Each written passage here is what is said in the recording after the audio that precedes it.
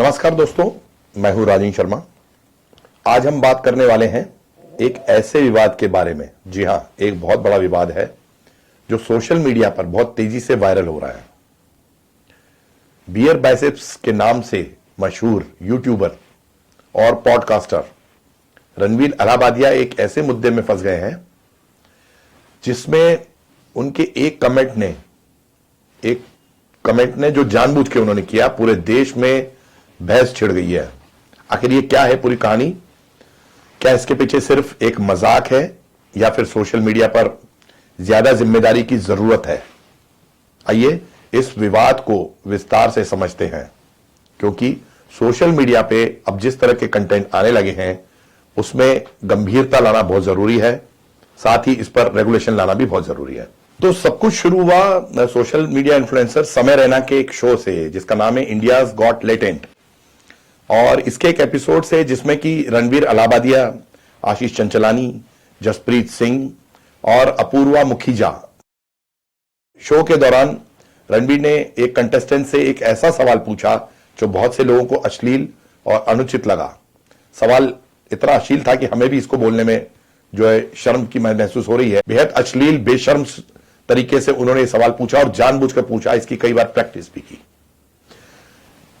यह स्टेटमेंट जैसे ही वायरल हुआ, सोशल मीडिया पर लोगों का गुस्सा फूट पड़ा। लोगों ने इसे अनैतिक, आपत्तिजनक और बदतमीज भरा कहा। यह शर्मनाक भी है। यह सिर्फ एक मजाक ही नहीं था, बल्कि इसने एक वक्त बड़ी समस्या को सामने ला दिया। वो समस्या है यूट्यूबर्स की जिम्मेदारी और उनके कंटेंट मॉडरेशन। जी हां, यूट्यूबर्स के लिए कोई जिम्मेदारी नहीं है, उनको सब्सक्राइबर्स और व्यूज चाहिए। जब ये क्लिप वायरल हुई तभी से लोगों ने इस पर क्रोध जताया, उनका क्रोध बढ़ने लगा। सिर्फ आम लोग ही नहीं बल्कि राजनेता और राजनीति से जुड़ी हस्तियां, मीडिया से हस्तियां जुड़ी हुई और फिल्म वाले, वो सब लोग सामने आए। महाराष्ट्र के मुख्यमंत्री देवेंद्र फडणवीस ने तो इस पर नाराजगी जताई। उन्होंने कहा कि हम किसी को बोलने की आजादी देते हैं, लेकिन हर किसी को बोलने की आजादी होने के बाद भी किसी की स्वतंत्रता जो है दूसरे की मर्यादा को तोड़ती है, तो वही रेखा खींचनी चाहिए। आइए उनका स्टेटमेंट सुनते हैं। बहुत भद्दे तरीके से कुछ चीजों को कहा गया है, प्रेजेंट किया गया है, ऐसा मुझे भी पता चला है, जो बिल्कुल गलत है। फ्रीडम ऑफ स्पीच सभी को है, लेकिन हमारी फ्रीडम वहां समाप्त हो जाती है जब हम किसी और के फ्रीडम पर इंक्रोच करते हैं, और इस प्रकार का इंक्रोचमेंट ठीक नहीं है। मुझे ऐसा लगता है कि अभिव्यक्ति इसकी भी कोई मर्यादाएं है।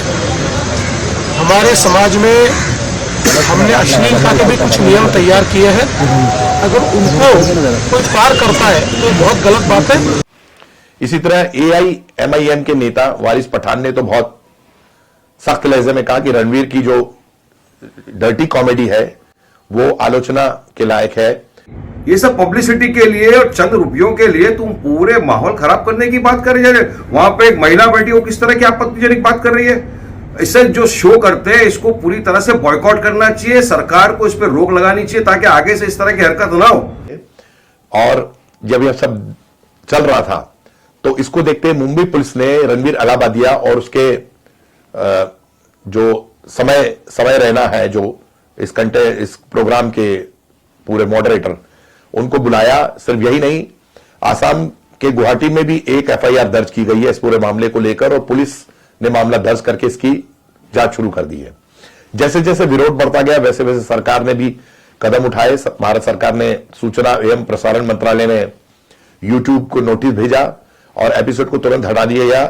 सूचना प्रौद्योगिकी अधिनियम की धारा IT एक्ट के 69A के तहत यह कदम उठाया गया, जो भारत की सुरक्षा और सार्वजनिक व्यवस्था के लिए ऑनलाइन कंटेंट को नियंत्रित करता है।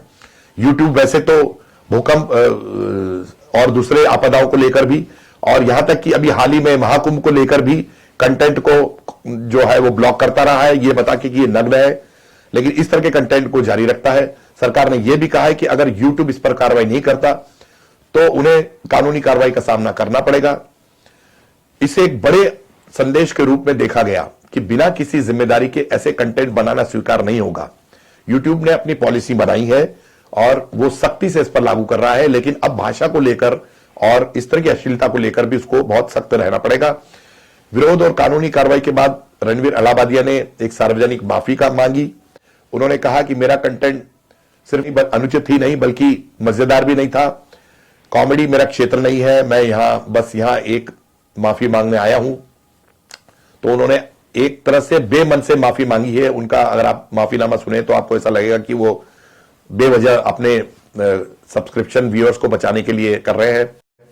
उनका ये भी कहना है कि लेकिन ये सब चीज है, लेकिन क्या ये सिर्फ एक सॉरी कहना काफी है? क्या कंटेंट क्रिएटर्स की जिम्मेदारी नहीं होनी चाहिए कि वे अपनी ऑडियंस को ध्यान में रखे? ये सिर्फ एक इंसान का मुद्दा नहीं है बल्कि पूरी इंडस्ट्री का सवाल है। रणवीर ने अपने यूट्यूब चैनल पर तंत्र मंत्र और सनातन हिंदुत्व से जुड़े कई मुद्दे दिखाए हैं, वो लगातार इसको दिखाते हैं, लेकिन इसके पीछे इनका उद्देश्य सिर्फ पैसा कमाना है। आप देख सकते हैं कि रणवीर अलाहाबादिया के जितने भी कंटेंट आते हैं उसमें बहुत सारी चीजें ऑब्जेक्शनेबल रहती हैं, और यहां तक कि उनके ट्वीट्स भी गौवंश या बीफ खाने की बात को लेकर कई मैसेज देखे गए जिससे सनातन धर्मियों को गहरा आघात पहुंचा है, धक्का पहुंचता है, लेकिन वो इस तरह की बातें करते रहते हैं। अब यह विवाद एक बड़े सवाल को जन्म देता है कि क्या सोशल मीडिया पर फ्रीडम ऑफ स्पीच की कोई सीमा होनी चाहिए? क्योंकि पत्रकारों पर यह पाबंदी लगाई जाती है तो यूट्यूबर्स और सोशल मीडिया के जो लोग सीधे मुंह उठाए चले जाते हैं उन पर क्यों पाबंदी ना लगे? क्या कॉमेडी के नाम पर कुछ भी बोलना सही है? क्या गाली गलौज देना, कॉमेडी करना ये कॉमेडी होती है? हमने बहुत सारे कॉमेडियंस देखे हैं लेकिन ऐसे नहीं देखे। ये पहली बार नहीं है कि जब जैसे इस कार्यक्रम पे अश्लील मजाक हुए हैं, इसके पहले भी कई एपिसोड्स पर लोगों ने आपत्ति जताई है, खुलेआम गाली गलौज होती है। यहां पर यह बात भी सामने आई है कि कई ब्रांड्स और स्पॉन्सर्स ऐसे कंटेंट पर पैसा लगाते हैं जो नैतिक रूप से सवालों के घेरे में हो सकता है, क्योंकि बॉन्ड्स और इन प्लेटफॉर्म्स को इनको प्रमोट नहीं करना चाहिए। तो क्या आगे यूट्यूब, सोशल मीडिया और कंटेंट क्रिएटर्स पर और सख्त नियंत्रण लगाया जाएगा? ये एक बड़ा प्रश्न है। और क्या स्पॉन्सर्स इस तरह के कंटेंट को स्पॉन्सर करेंगे? क्योंकि सभी अपने व्यूज, स्पॉन्सर्स और उसके बाद मिलने वाले पैसे को देखते हैं। दोस्तों, ये छोटा सा विवाद नहीं है, इस पर एक बड़े विचार का ये मुद्दा है। क्या हमें ऑनलाइन कंटेंट क्रिएटर्स के लिए नए नियम बनाने चाहिए? क्या आप सोचते हैं कि क्या इस पर आपका क्या राय है? पहले तो ये बताएं, क्या आपको लगता है कि रणवीर अलाहाबादिया का यह स्टेटमेंट एक गलती थी या एक बड़ी समस्या का हिस्सा? हमें कमेंट सेक्शन में जरूर बताइए। रणवीर अलाहाबादिया और दूसरे कंटेंट क्रिएटर्स इन सब कंटेंट से कई करोड़ रुपए कमाते हैं। रणवीर अलाहाबादिया की प्रति माह आय 35 लाख रुपए से ज्यादा है, वो 60 करोड़ से ज्यादा के मालिक है। इसके अलावा भी जो इसके कंटेंट क्रिएटर है समय रैना, वो 140 से 160 करोड़ रुपए इस मुद्दे को लेकर कमाते हैं और उनकी बहुत बड़ी प्रॉपर्टी है। वो जब सोशल मीडिया पर आए हैं और उनके पिता जो है राजेश रैना, वो अपनी अथाह संपत्ति को दिखाने में सोशल मीडिया पर नहीं चूकते। तो इन सब कंटेंट क्रिएटर्स का एक ही उद्देश्य है, पैसा कमाना। और अगर ये पैसा कमाने के लिए इस तरह के कंटेंट क्रिएट कर रहे हैं तो जितने भी सब्सक्राइबर्स हैं, व्यूअर्स हैं, उनको ध्यान में रखना चाहिए कि इस तरह की अश्लील और विवादास्पद चीजें वो ना देखें, इस तरह के उनको प्रमोट ना करें। ऐसे मीडिया, ऐसे कंटेंट क्रिएटर्स, इन्फ्लुएंसर्स जिनको कहा जाता है, वो युवा समाज में किस तरह की गंदगी फैला रहे हैं।